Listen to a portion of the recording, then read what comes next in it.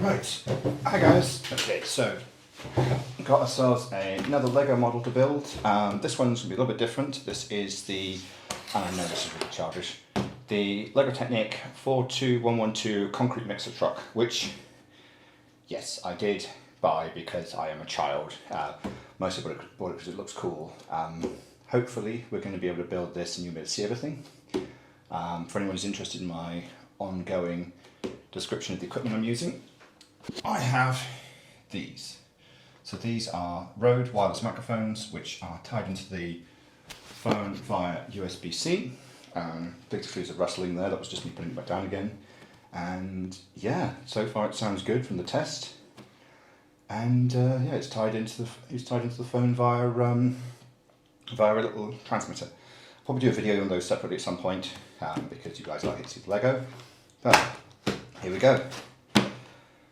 So we're going to split this again into multiple parts. I'm going to do this per bag just to make it easier, and also because I'm getting old I just need to make sure that I'm going to be able to stretch my back out and whatnot, because Lego isn't just for children, as they keep telling you. So let's get bag number one out.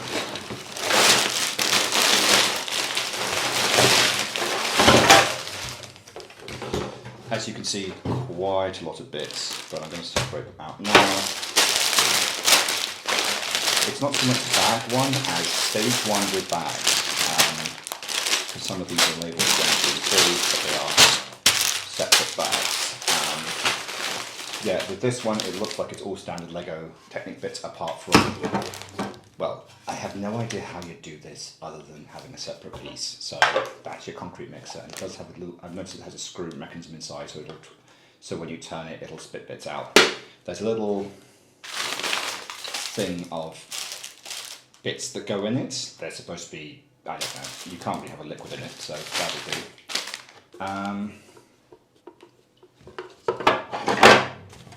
Right, so let's get started.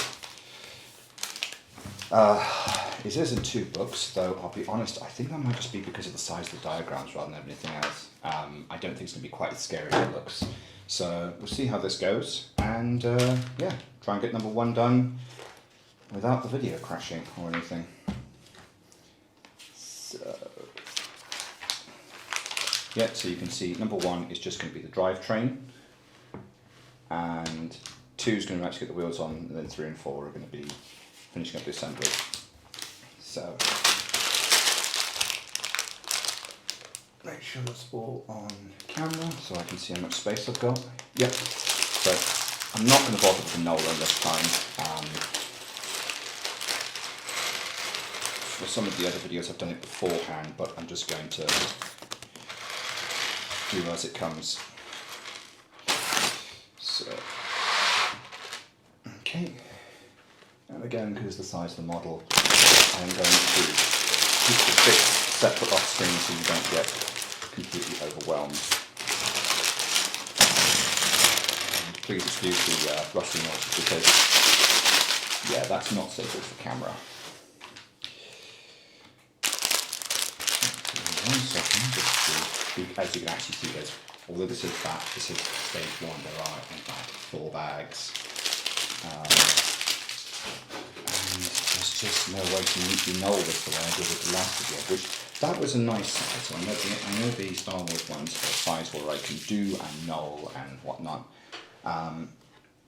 but it's just the way of things. The irony being I may have actually made this table too large because the camera I can't get any higher up, but at least you can actually see the diagrams. Can you see the diagrams? Yes, you can see the diagrams, and there's not too much glare. Fantastic. So, also one thing that Technic does really well is these sort of 1-to-1 scale things, so I can just grab things out nice and easily and get them put together. Right, so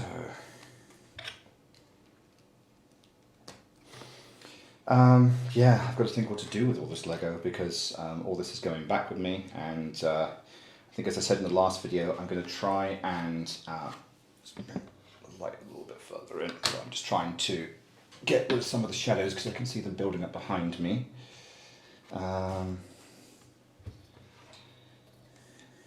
I will do something on the lighting rig that I'm using as well, because that's actually, it's not expensive, but I think it's definitely going to help with some of these, because we don't end up with the, as far as I can see, there's no major glare from the camera's point of view. It gets rid of some of the problems we had in the last video, so sorry about that. I did review them, and yeah, a model of that size, I just didn't want to strip it down and redo it, as I'm sure you can understand, but never mind. Okay, so can I work out where this is going?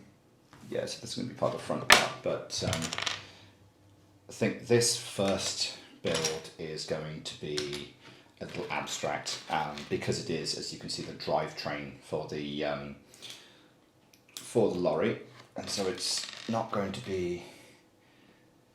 Just noticed. Not sure if you can see on the 1080 video I've got here, but you see it actually does have. It'll have the rubber pistons, which is nice. Though it does show that Lego is definitely moving away from where they used to do it back in the day. Was, I mean, I've still got some of them actually. They had a specific Lego engine block, but it looks like they've moved away from doing it that way to something that's more like a sort of skeletal structure. Which I get it. I get why they've done it, because it does mean they're not limited by size the way they would have been before. But I did like those pieces. I will dig one out. One of the Technic at least one of the Technic models I've got going forward does have a proper piston engine block system. But yeah, I can see why they've done it, and also it makes the pieces, well, easier to reuse in different sizes, because the thing is, that was based around, I mean, looking at it, it looked like it was based around a like 2-stroke go-kart engine. Yeah, I think you could probably double them up to make 4 or 8-stroke engines, but they looked like they were mostly just 2-stroke, because that's the kind of thing they were building at the time. It was much more these little go-karts and things, which you will see in one of the other, in a later video. I do have a lot of those old Technic bits, and I am interested, I suppose, amused by the way they used to build them. I think it was there was something maybe more earnest, less polished about them, which does have a sort of charm. But I can also see why they moved away from it, because there's also sort of a jankiness to them. Right, now I just realised what I've done wrong.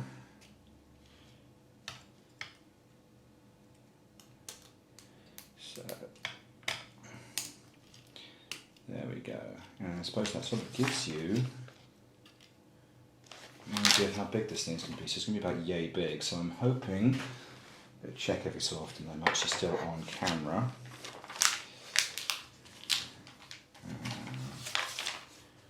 Is that all together? Yep. So I'm going to try and double check that everything is on camera as it should be. So that's...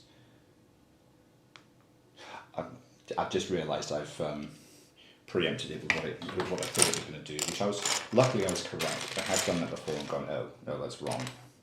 I need a longer bit.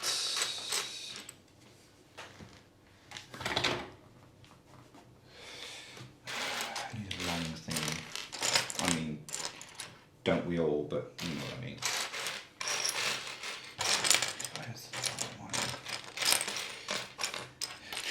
Degree of, oh, I won't know, it'll be fine, but then they just watch me, you just scrabbling around the camera, swearing at them, the bits, but I suppose it gives me sense to do while I'm talking. Anyway, so I'm assuming this is the central drive shaft. Yep, so you can see it's already starting to spin, so this will be for the wheels. And so it wants 2 of those.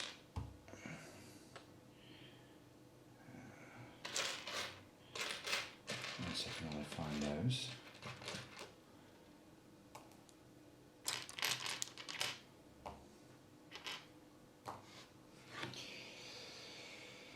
Yeah, so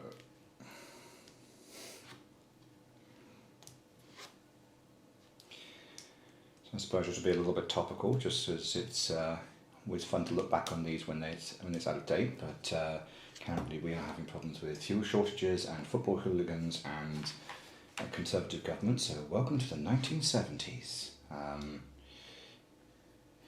Considering the news is basically going, how 70s is this at the moment? It does feel a little bit strange that that's now the official thing is, oh god, we're in the 70s.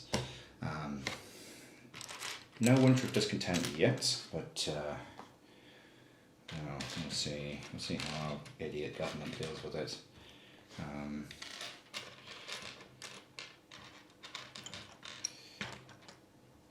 Yes, they've recently brought out a report on how we did with COVID, and it seems it's interesting to see that there's two different views. One is, the vaccination's fantastic, everything else, boo. And yeah, I get the guy who they had being interviewed about it, and he said, well, you can't really draw that many conclusions because you've ended up with exactly the same people making exactly the same decisions. Well, making both sets of decisions, which makes it hard to work out. Well, I don't know. I think it's you can be seen to make a good decision and then a bad decision, and they are different types of decisions. And I think, to be honest, the vaccine rollout thing is so ingrained into the NHS that it was essentially just fired off on autopilot. I mean, that's not in any way saying anything against anyone who worked on it, but the emergency mechanisms were there, and although they weren't for a corona-style virus, we did have mechanisms, and we had already, thank God, started doing stuff for Middle East respiratory syndrome. So basically the fact that we had a proto-vaccine created in advance was why we did so damn well. So not really anything the government can cheer about. It was basically guys who are doing thing, continue doing thing and do it faster. Anyway, it's probably enough topical.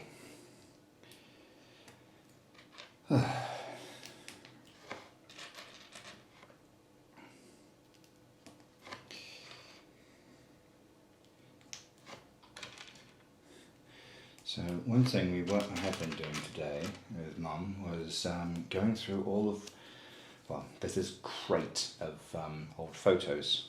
We've been going through those, and it's a weird hodgepodge of stuff.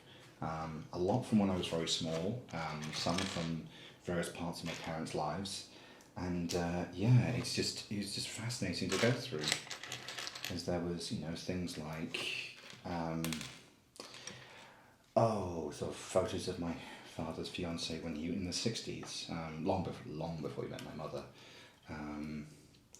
or photos of a lot of photos of me when I was a baby, which I did joking with a friend. I said every baby goes through an ugly baby phase, and she said, yeah, there's a bit where you look like a potato, and that's about it.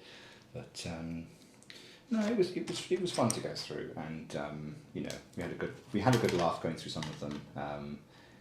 Just sort of things I'd heard stories about, like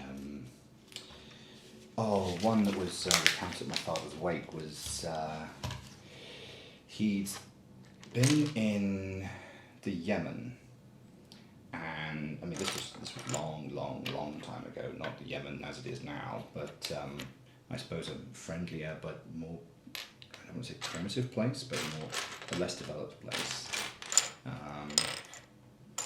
So he was going to come home, and the story I had was, the plane's engine exploded and he had to get off. And I went, fine. I've seen a photo of that plane now, and bloody hell.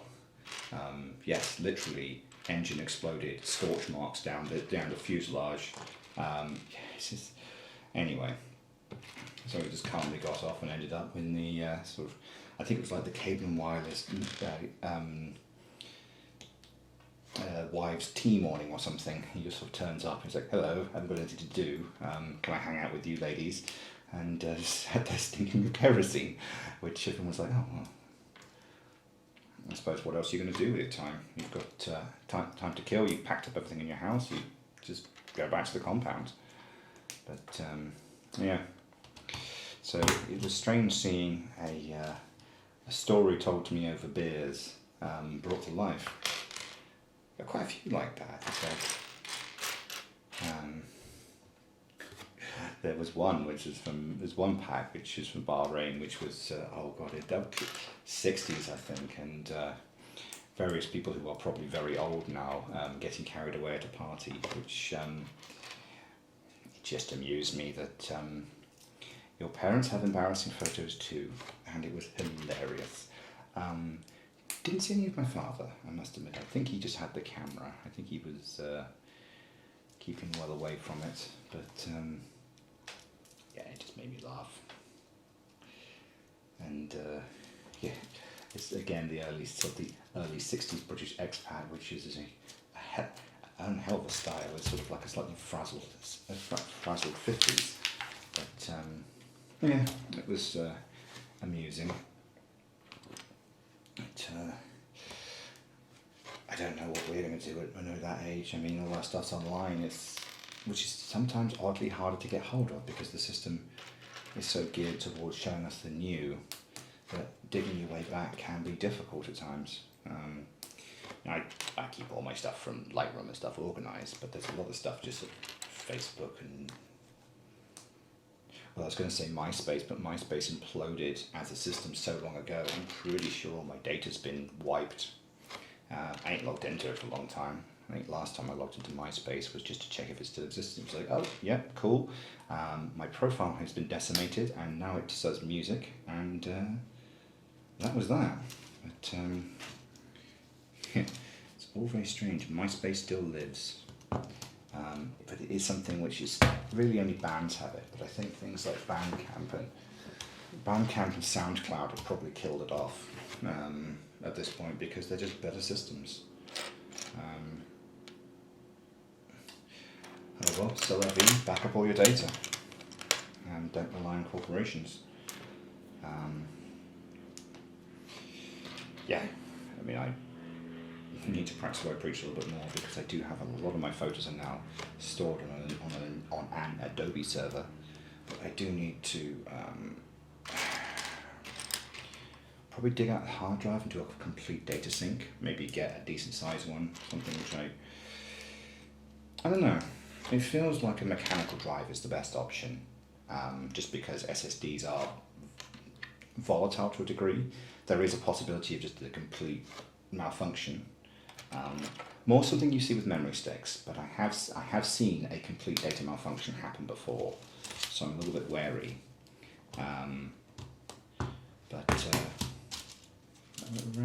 Okay, so it's going to have multiple moving wheels, so I'm assuming there'll be one here, and it'll be, yeah, okay. But yeah, back up your data. Backing up to cloud is a great idea, but you want to have a backup to your cloud backup, if that makes sense.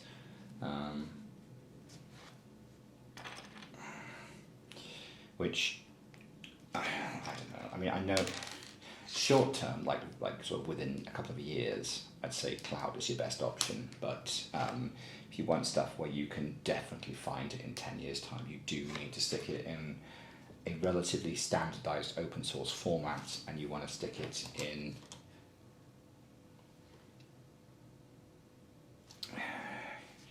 a relatively standardized open source format. You want to stick it somewhere, stick it in a hard drive and put it in a safe place. The thing I remember being told was put it at somebody else's house, so have a data exchange, like put it in a lockbox, put it at someone's house, then let them do the same. Which is actually very good advice, but someone you trust, but also don't give them the key, because I don't know what you guys are backing up, but financial data, porn, where you bury the bodies, whatever it is you people back up. But no, seriously, it is definitely worth doing. Even though I don't. Well, I say I don't. There's an old hard drive. There's an old external hard drive whirring under my couch, but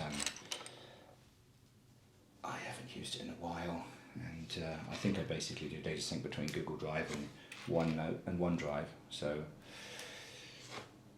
that's not a bad idea, actually, getting to cross backup. Not that I think either company would like me doing that, but it's definitely a good idea. Let's pop that in. Oh, there we go. So that's popped in now. Okay. Well, I must admit, I now have the paranoia of after all that bullshit with that Sennheiser unit, which I've just stopped using now. I know the Rode mics are fine, and I know they're pumping directly into the camera and into the phone, and I have tested it, but I got this horrible feeling that it is actually just not working. But we'll see. It should come out fine. There will be a bit of an echo because I'm in Mum's conservatory, which is basically made of glass, and yeah. But it's just so I get some decent light, which I think light still seems to be working, yeah. And I don't know. Might see if I could do some photo processing. I'm not sure what I've got access to. I get the feeling.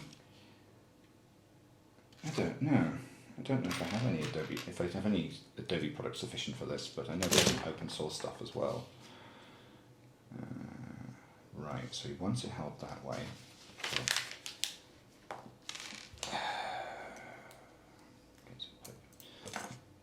Down there.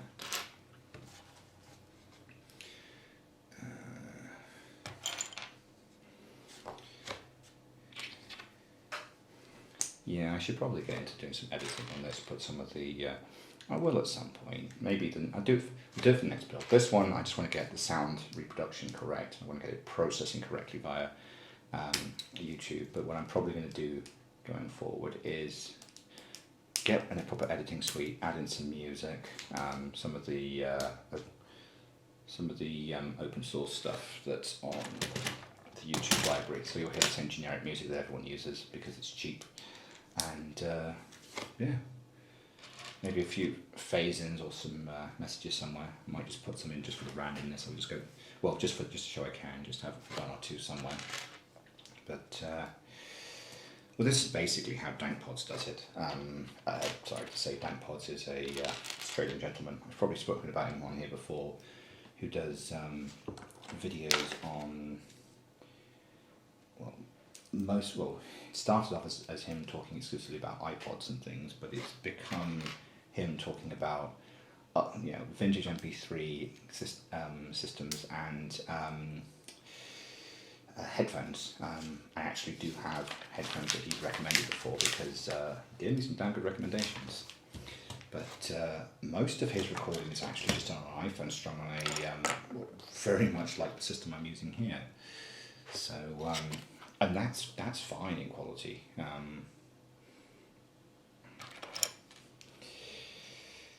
Yeah, I did find it kind of funny when going through this. I'm using open source camera, and it's a little generic in how it functions because it's sort of things like, how fast do you want it? Oh, 120 hertz in brackets if available. It's like, well, yes, I would like it at 120 hertz, but it's be nice if you actually were able to interface with the firmware of the camera a bit more to say yay or nay. But well, open source is as open source does. I did notice the DJI stuff does actually give that kind of information, but that's DJI are a big company, and little open source doodads they ain't. So let's loosen that off a little bit so it's not too stiff. Yeah, that should be fine.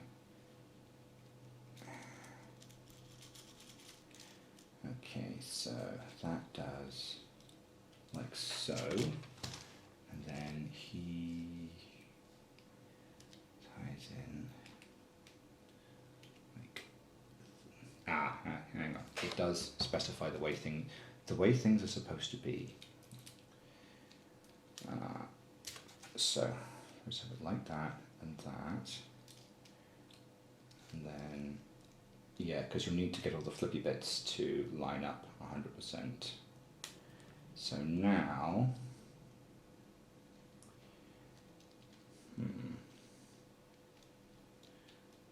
it's supposed to be spinning. I assume it is supposed to be spinning, but anyway, that's that.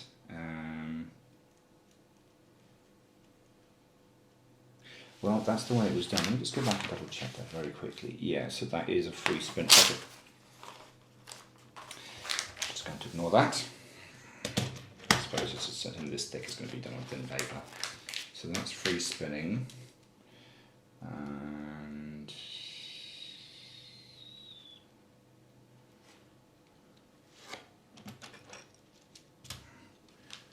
right, so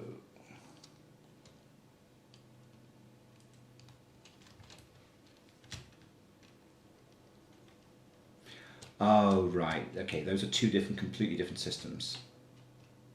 Okay, so that's why I wanted it like that. So that's the steering column, basically. And if we, all right, so if we lock that in, yeah. Okay, so we've got the steering column. We've got the base of the steering column in for the wheels. It doesn't look like it's going to do anything too complicated, like a slip diff or anything like we had on the old. Shout out to one of my first major videos, the old Land Rover. If you ever go back and watch that, please excuse the fuzziness. That was me playing with Zoom before I realised that it would spit out 720. Well, at the time it was spit out 720. There's something, if you ever do use Zoom industrially, is you can go to around 1080, but you have to ask. Which I totally get it. I mean, I know it's me repeating myself from previous videos, but that is nice. So it does actually tell you, just in case you hadn't twigged what it does. That's actually a really nice little thing to have. So it goes, okay, this is what it should do, and if it doesn't do it, you've cocked up. I do like that. And let's see.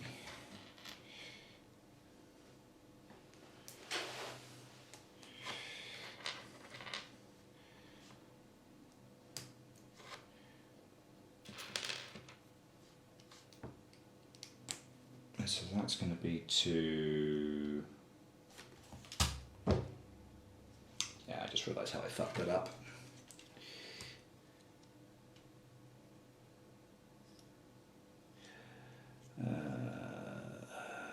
How am I going to disassemble that? So you see what I've done is that is supposed to be the other way up. I didn't really think about that.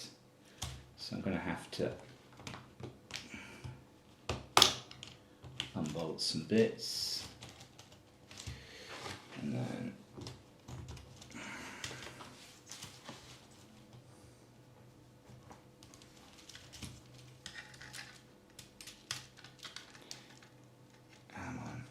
come on, give me everything back.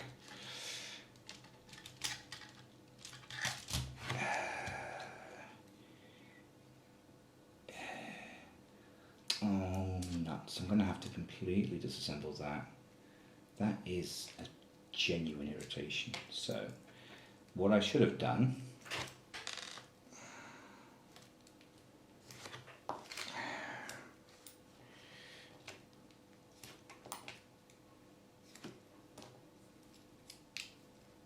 that. So I'm just going to try and eyeball it to get it back together because I don't want to go back. I don't have to go back pages. So it's always worth with these pieces that just to double check that you're not just doing the wrong thing, which is an easy mistake to make with these things because they are a little, just a little complicated, just a tad. I mean, you are making a simulated engine to start with. So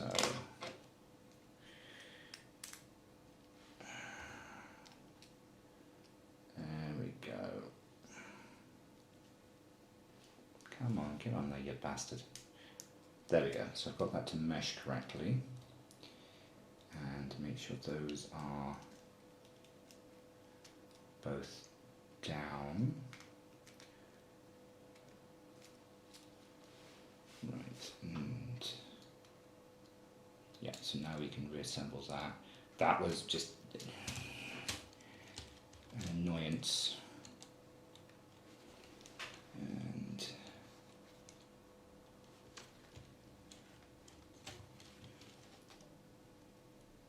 make sure they are lined up correctly.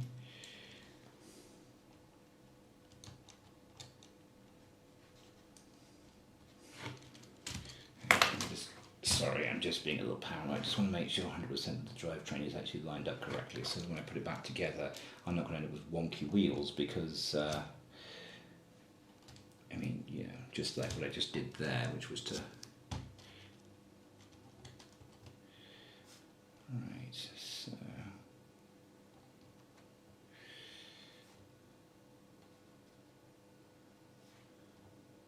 Sorry, I am fussing, I know, but I just want to make 100%.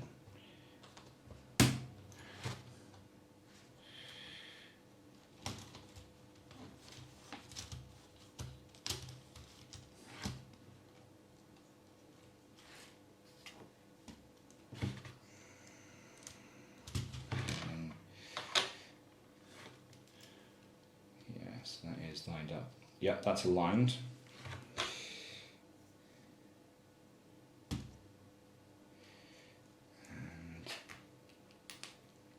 There we go.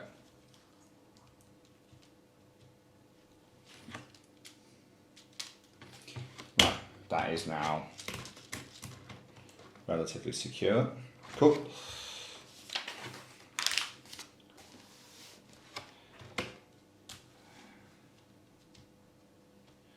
And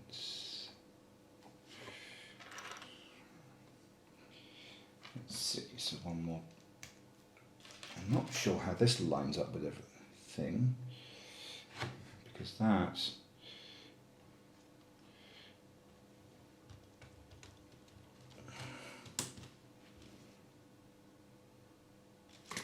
fine. I'm not quite sure what that control is going to be for, but we'll part of the joy of this is finding out.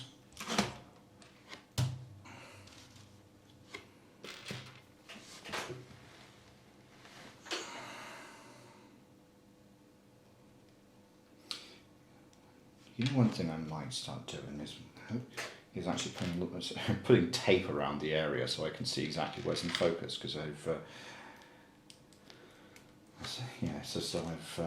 so I know you can see what I'm doing. That might actually not be a bad idea for the next one. Just get some gaffer tape or something, just stick it around the edge so I can work it out. But, right. So. Okay, and then there's a drive shaft there, which currently doesn't need to align with anything, so I can just have it like that. And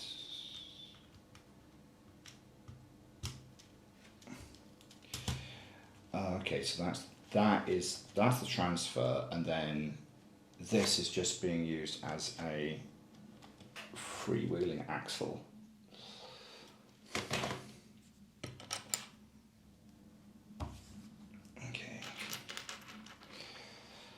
What else have I been up to recently? So I've started getting back into Battletech, which I realised why I played it, and also realised why I put it down. It is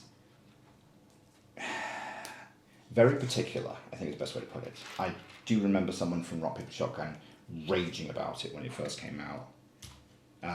As in, I hate this, but I keep playing it. Not as in, it's amazing. Raging rather than raving. It is very specific about how you play, and it very specifically wants you to like use the systems. So it's the kind of thing of like you have to make sure that your mech is running. You know, there's this whole thing about evasion. So you have to move. Yeah. If you don't move, then you are too easy to hit, because it's a representation that you are shooting and running at the same time, even though you're not. You know, but it's the simulation of. And so you need to be very careful as to you need to be very careful as to how your mech moves, and you have to be very careful about how what potential things will hit you. And it's very easy to go from everything is fine to all of my mech warriors are dead and I'm out of money. And it does feel sometimes like it unfairly dangles things in front of you. Like there was one, it's like, oh yeah, get this amazing thing. How much it cost? $1 million. Oh, okay, fine. Oh, now we're broke. I didn't think that went through, did I? No, you didn't.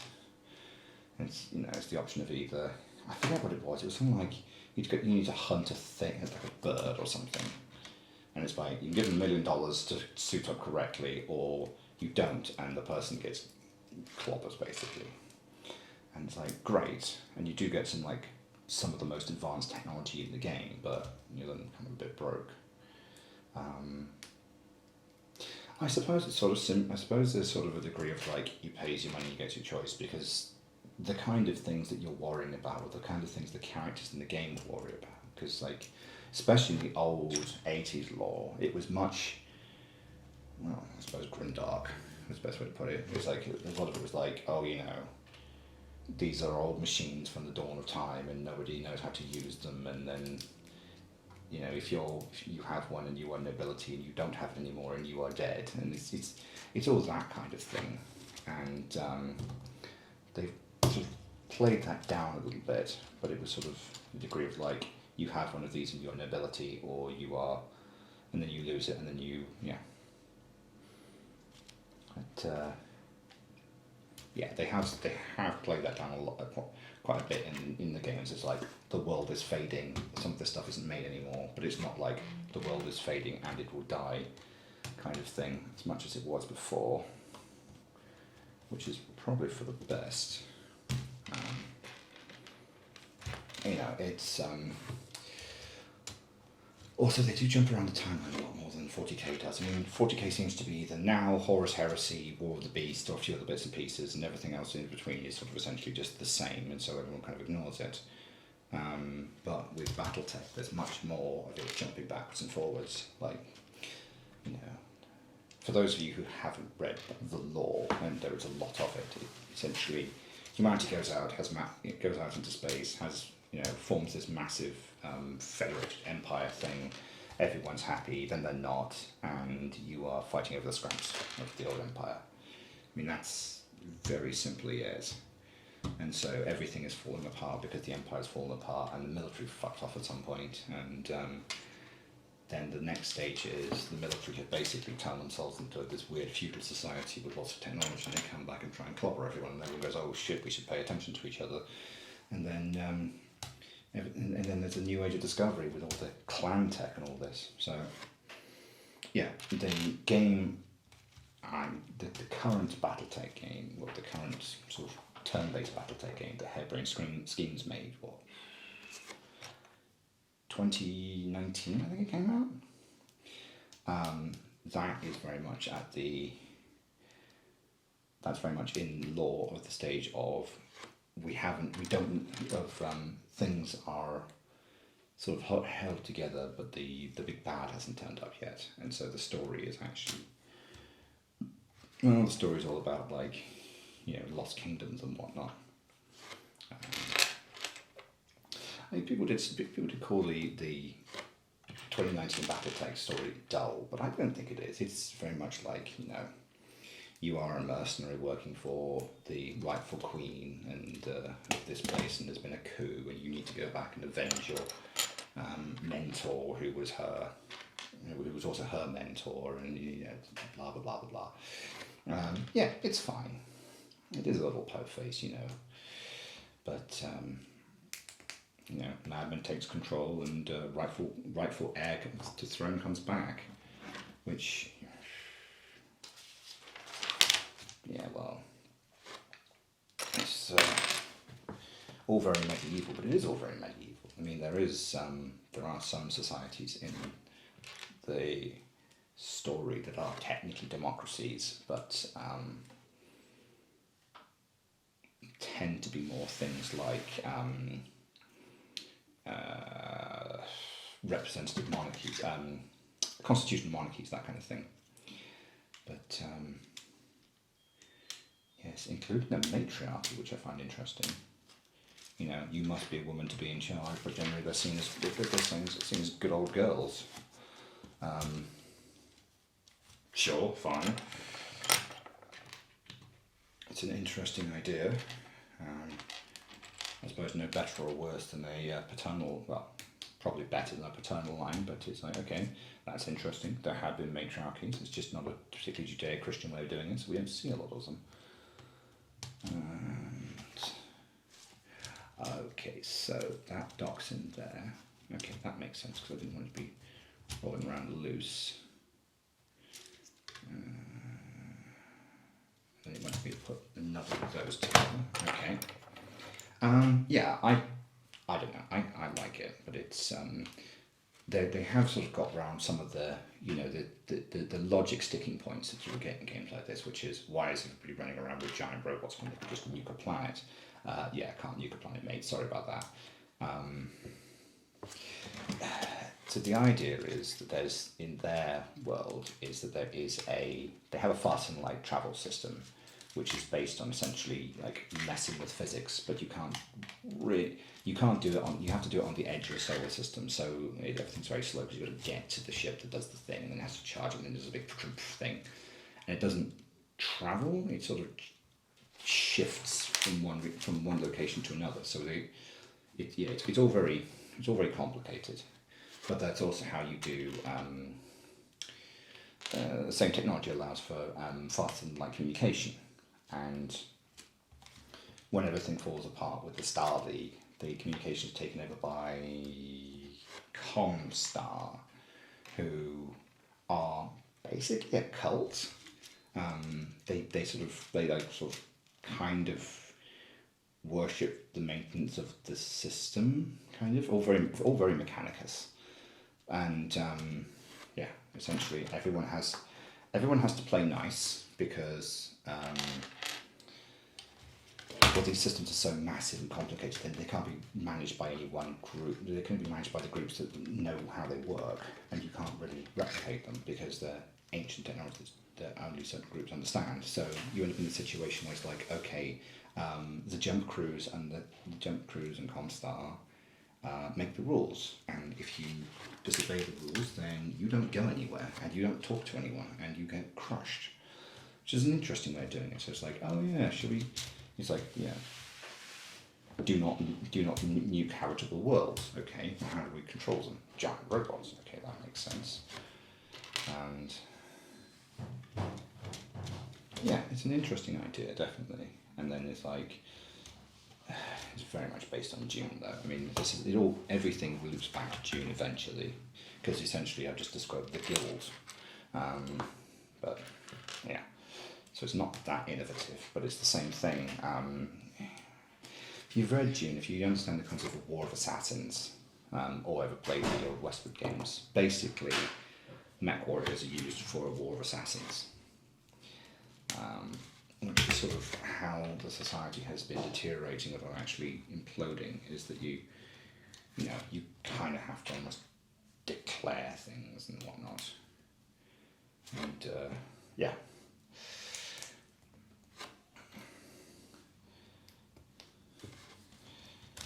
But no, it's fine. It works okay for the series, but I know it did have problems. Mech Warriors have problems. Mech Warriors have the whole BattleTech thing has had problems for years and years and years. I mean, just the way Harmony Gold behaved towards them, that kind of thing. God, that's a whole thing to get into with Harmony Gold. I actually don't know where to start with that, but actually, how many more have we got with these? Okay, so we've got another 58, we've got another 8 pages, so that's a good place to stop, because I do, A, want to check that this video's worked out okay, and B, want to pick up and move around, because like I said, I am old. God,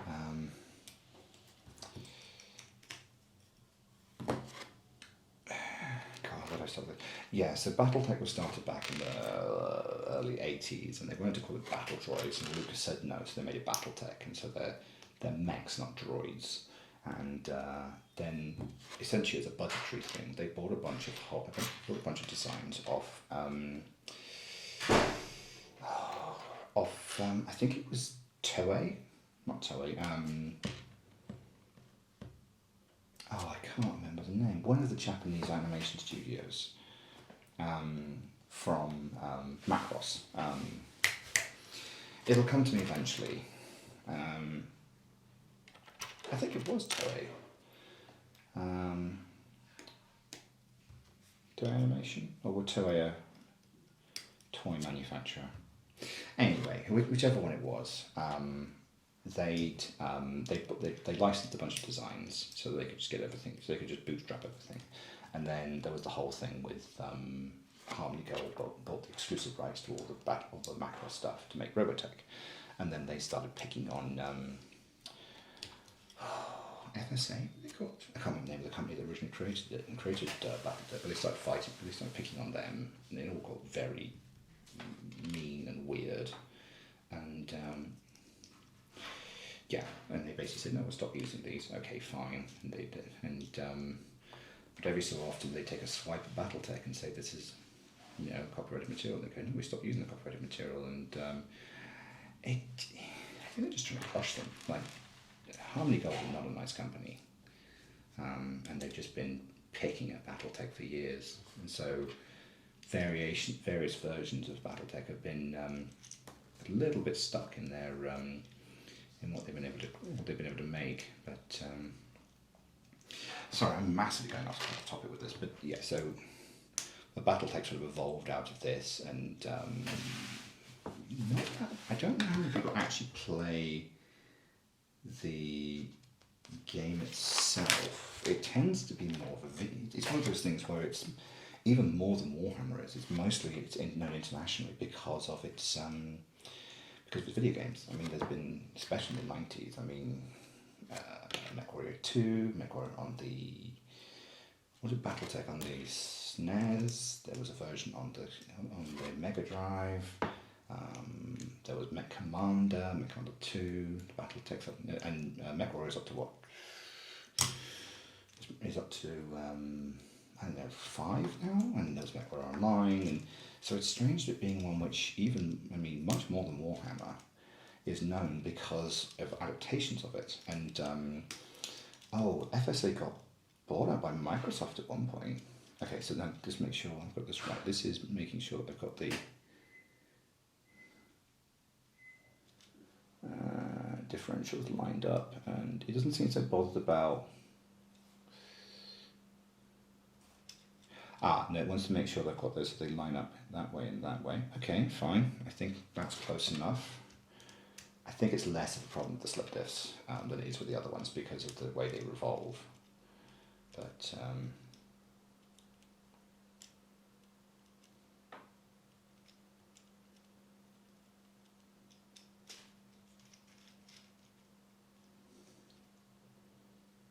that is right as far as I can tell. So we'll just put that together there and put that one in there. Okay, so I'm not sure what this is going to tie in with it, and we'll get it sorted.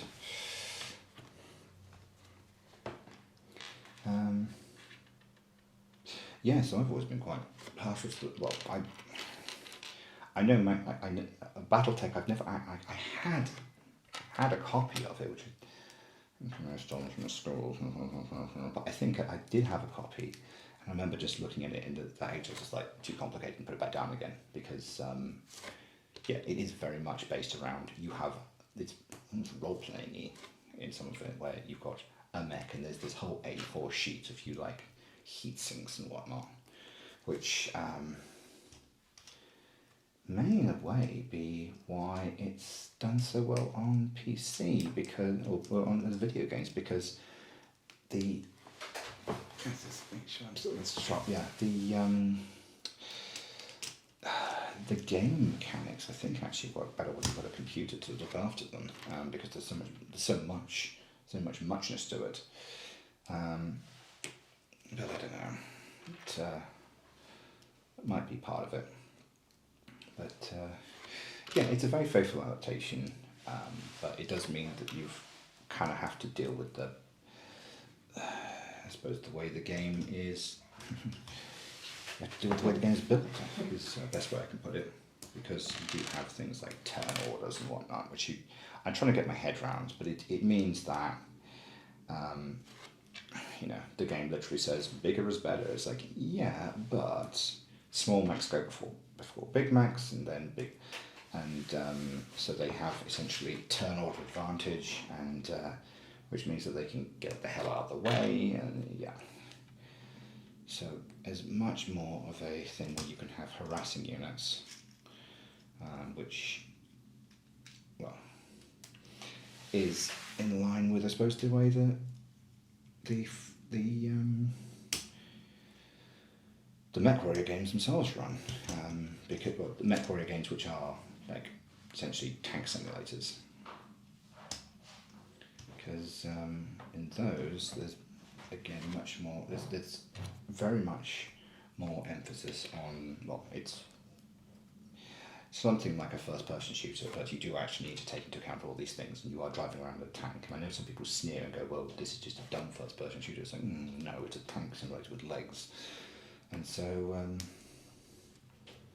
yeah, I don't know, I've always enjoyed it, but it's the kind of thing where you really do need a joystick. A mouse and keyboard doesn't cut it, because you do need to take into account, like, gimbal rotation and whatnot, and there's you can get the camera very much, you can get the mech in very much a situation where you are almost shooting backwards while running forwards. So if you think of it as like you have control over each joint to a degree. You really do need something which will allow you that level of rotation. So a flight stick with a sort of like a rudder control is required, or a gamepad. A gamepad will work okay, but you do need to pay attention to what you're doing. Yeah, it's not really mouse and keyboard compatible. I mean, people do, but I never. It's basically why I had a joystick back in the day, was to play mech games and flight games. I still got one somewhere, but like a proper, like, Thrustmaster HOTAS or something, which I love the way it's called Thrustmaster. It's just so dumb. It's so very dumb, and I love it so much. It's a company where it's like, you guys knew exactly what you were doing.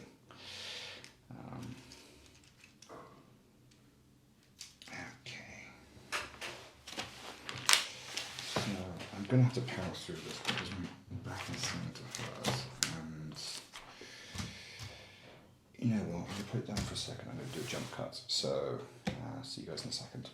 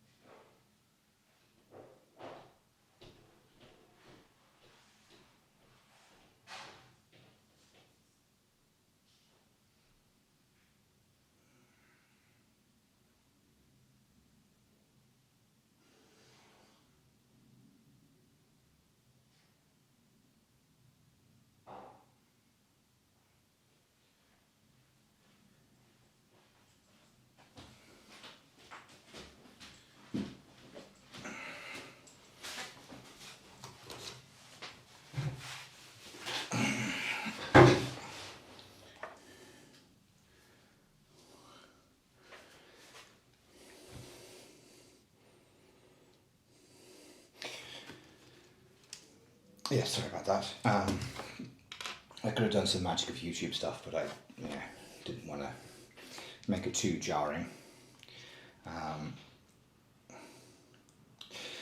So FASA is now, well, basically Harebrained Schemes. I think it's Harebrained Schemes and Piranha now sort of jointly do all the MechWarrior stuff, and they do have one of the original creators, I think the original creator, back on the staff, which is great, and they are working together quite closely. But doing different types. So Harebrained really does more turn-based stuff, and Piranha, they did the old MechWarrior Online, which is I don't know. I've heard it's both good and bad. Best way I can put it. But yeah, it's fine. I did try it back at some point, but it wasn't for me. It was you don't have the advantage of fighting against an AI that doesn't know what it's doing, which is something you do get with, tuning AI is really hard in video games because you can just make it get better reaction times than you and give it, and it'll just spam you with rockets and that's the end of it. But Mark Brown's done a whole thing on it, like making it like accurately stupid. I think is the best way to put it, because we are as basically a bunch of monkeys, or apes, whatever.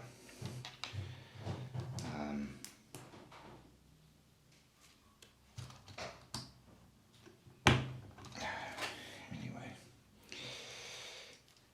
yeah. So I do need to get. I'll probably put it on my list at some point. Is MechWarrior, the latest one.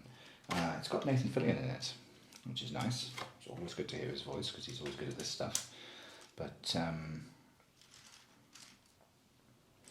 right, let's make sure I've got it the right way around.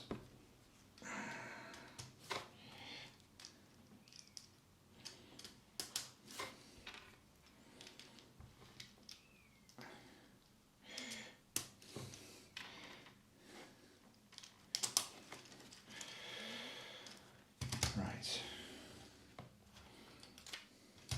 And it would be great going to play in VR. Actually, some of the most successful video game VR games were sort of that kind of mech game, like what was it called? Hawken, I think was one of them. Right, that way. And advantage with things like mech games is that you have frame of reference. It's always a problem. It's a problem when people getting into VR is feeling like they're moving and they're not moving, and they get nausea from it, which you kind of need to work your way through it. You need to get your VR legs, as it's jokingly referred.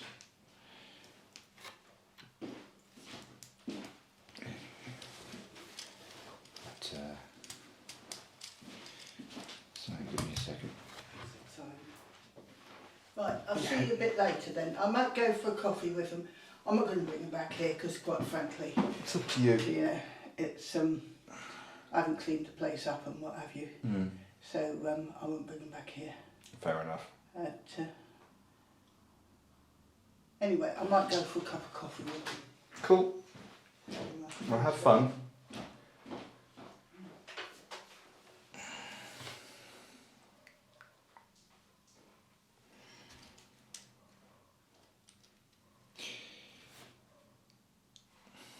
I'm sorry, I lost my train of thought there. It was another quick jump cut.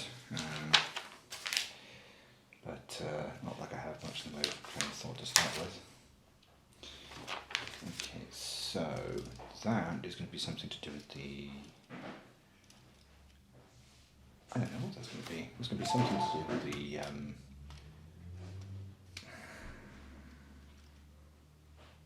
My mind has completely gone. The mixer mechanism, I suppose. Yeah, it's probably going to be part of that axle, but I don't know yet. Anyway, let's marry these two up.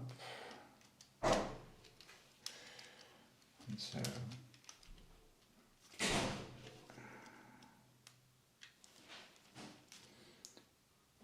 Come on, there we go. Right, so I'll give you an idea of the total size that this thing's going to be eventually. So not a small model, but not exactly monstrous either.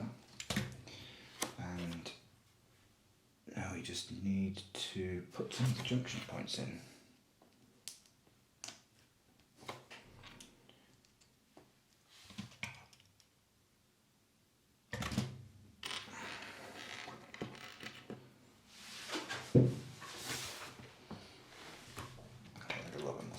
Okay. Again, I'm going to do the tape next time. I'm going to see if I can find any. Probably won't be able to find any in the house now, but so I'll be doing it for the next model. And there we go. So push him in. Do the same on the other side.